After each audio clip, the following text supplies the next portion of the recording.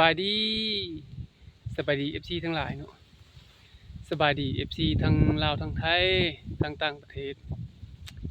วันนี้ก็ประคอนสีพาพี่น้องไปทดสอบเบิ่งไก่เนาะพี่น้องไก่ไก่ต่อตัวใหม่หากะใหญ่พี่น้องเอ้ยยังบ่ได้เข้าป่าจักเทื่อมื้อนี้สิลองเอาเข้าไปป่าลองเบิ่งว่ามันสิขันหรือมันสิบ่ขันเนาะพี่น้องมื้อนี้ก็เป็นสีลมๆเนาะลมแรงอยู่ลมหนาวยังมาแรงอยู่พี่น้องตอนนี้ก็เวลาก็ประมาณว่า2 โมง2 โมงกว่าแล้วสิพาพี่น้องเข้าไปหาต่อไก่แถวแคมป์ป่าแถวป่าหัวหน้าพุ่นเลยพี่น้องเอ้ยมันเหลื่อมมันเตาะแสงแดดเนาะมันก็เลยเหลื่อมๆไปหน่อยหนึงเลาะป่าหิมนานี่แหละบ่ได้บ่ได้หวังว่าสิให้มันได้ดอกพี่น้องเอ้ยเพราะว่าไก่หากะหา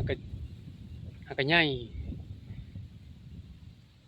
ไก่ยังน้อยอยู่และเอาไปทดสอบเบิ่งว่ามันสิขันหรือมันสิบ่ขันนะ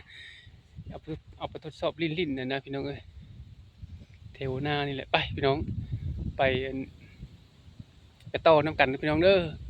ไปเป็นกำลังใจนำกันอยู่ป่าพู้นแหละมื้อนี้ฮะไปมันลมแรงพี่น้องเอ้ยมื้อนี้ก็พู้นนะไก่ต่อก็เป็นทรงขนสีเหียนๆเนาะพี่น้องเพราะมันลมแรงอีหลีฮะขนมันก็ล่นก็เหี่ยนไปไก่หากกำลังขึ้นพี่น้องเอ้ยนะกำลังขึ้นใหม่เด้เดือยก็ยังกระตุ่มน้อยหนึงนี่น่ะหักพอดีโตเลยแหละนี่ปีนี้นะยังบ่ทันได้ออกป่าจักเทื่อเด้พี่น้องเอ้ยสิพาเพิ่นออกป่าก็มื้อนี้แหละพี่น้องไปนำกันพี่น้องไปนำกันไปแถวหัวนาพุ่นแหละพี่น้องเอ้ยแถวหัวนาแถวทางพู้นแหละทางพู้นทางนี้มันเสียงคันแต่ละตอนค่ำๆมาแล้วมันคันไก่ป่าก็เริ่มคันแล้วพี่น้องเอ้ยแต่ว่ามันบ่คันกลางเว้นมันคันเฉพาะตอนมันสิขึ้นคอนน่ะนะตอนใกล้ค่ำๆแล้วก็ตอนเช้าๆพอสายมาแล้วก็มันก็ยาเนาะพี่น้องไปต่อกันพี่น้องไปทดสอบไก่นำกันว่ามันสิคันหรือบ่คันเนาะไปตอนนี้ก็มาฮอดบ่อนสิต่อแล้วพี่น้องเอ้ยมาฮอดบ่อนสิฝึกแล้วฝึกไก่ต่อพี่น้องเอ้ยไก่ต่อตัวใหม่เนี่ย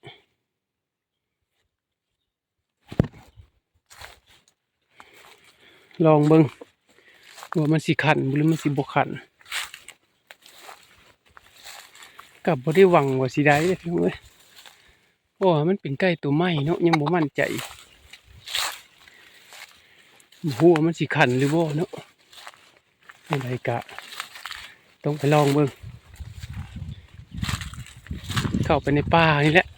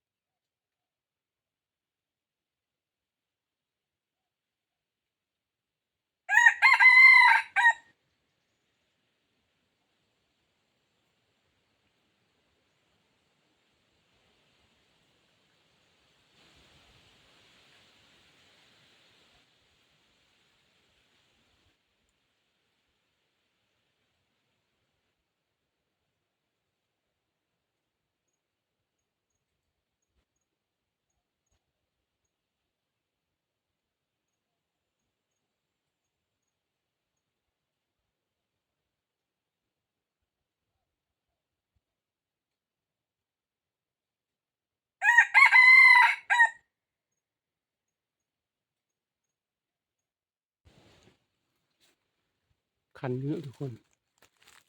มันก็คันอยู่ แต่ว่ามันยังย้านเนาะ มันยังย้านอยู่ย้านป่าอยู่ อืม มันยัง มันยังระแวง มันแบบเบิดๆอยู่นะ แบบว่าเห็น เห็นนกเห็นหยังมามันก็ยังท้วงอยู่เนาะ แสดงว่ามันบ่ทันได้กาคักพี่น้องเอ้ย มันยังท้วงอยู่ มันก็ยังระแวงป่าอยู่ เพราะว่ามันยังบ่ทันได้เคยเข้าป่าเนาะ แต่ว่าต้องได้เอาไปต่อ เอาไปลองจัก แต่ว่าต้องได้เอาไปลองหลายๆเทื่อ แต่ว่ามื้อนี้อะบ่มาแล้วไก่ฮะ เพราะว่าอยู่ในดงเดี๋ยวนี้มันเป็นดงน้อยๆอยู่พี่น้อง ดงแคมนาน่ะนะ เอามาลองต่อ บ่แม่นต่อเนาะ เอามาลอง เอามาลองฝึก ลองเบิ่งว่ามันสิขันหรือบ่ขันนะพี่น้อง เนาะ เดะ สุดท้ายก็ขันพี่น้องเอ้ย อืม บัดนี้สิเอาไปฟูกเบิ่งอีก คอนใหม่ลองเบิ่ง เอาไปบ่อนอื่นอีกลองเบิ่ง บัดนี้สิเอาไปผูกอีกคอนหนึ่งพี่น้องเอ้ย มันสิขันอีกหรือสิบ่ขันเนาะ คันสิหาต่อก็ช่วงนี้มันยังลมหนาวพี่น้องเอ้ย อยู่ในระหว่างเดือน 2 เดือน 1 เดือน 1 เดือน 2 นี่ มันยังหนาวแรง ไก่ป่าก็บ่ทันห้าวปานใด ไก่ป่าก็ยังบ่ได้ห้าว เอามาลองฝึกลิ้นเบิ่ง เอามาลองฝึกลิ้นเบิ่งซัก่อน เพื่อฮอดเวลามันต่อมาอีหลีมันจั่งคุ้นกับป่าพี่น้องเอ้ย เอาล่ะพี่น้อง มาฮอดนี้ก็ขอขอบใจหลายๆเด้อพี่น้องเด้อที่เข้ามารับชมตั้งแต่ต้นจนจบ ขอขอบใจหลายๆ ไปแล้ว